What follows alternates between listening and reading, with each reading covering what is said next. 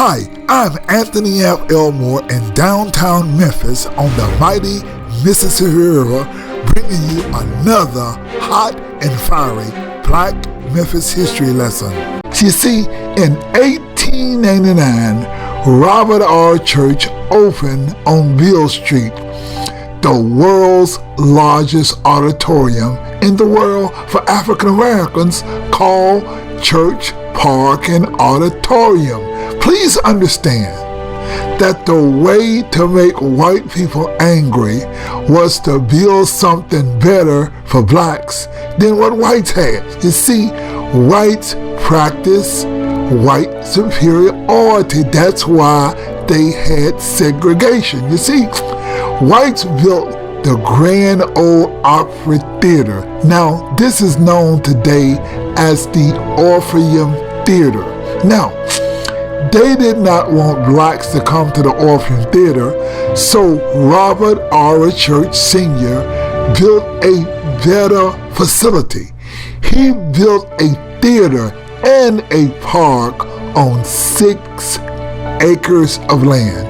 He had palm trees and peacocks on the ground. You see, a newspaper called the Planners Journal pointed out that the park and auditorium were without a doubt the most beautiful of its kind in the entire country. Can you imagine that in Memphis, Tennessee, a black man, Robert R. Church, built for blacks the most beautiful theater, facility, and park of its kind in America?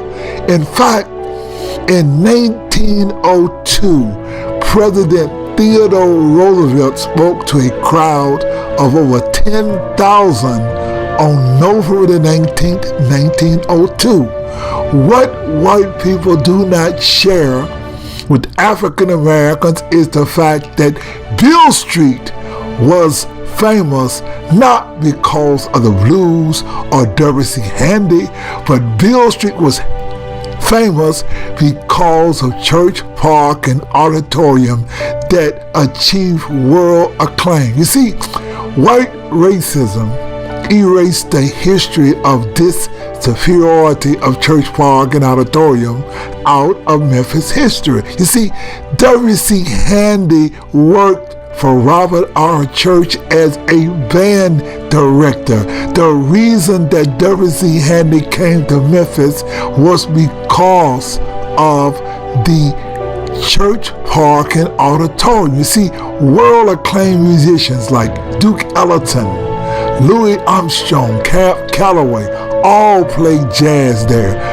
Everything who's who in America, theater, plays, everybody came to the Church, Park, and Auditorium, and Memphis was a national hub of culture on Beale Street, not because of the blues, but because of Church, Park, and Auditorium. Please note that Memphis, once upon a time, was considered the best place in the world for African Americans to live, thanks to Robert R. Church. I'm Anthony F. Elmore in downtown Memphis on the mighty Mississippi River, bringing you another hot and fiery Black Memphis history lesson.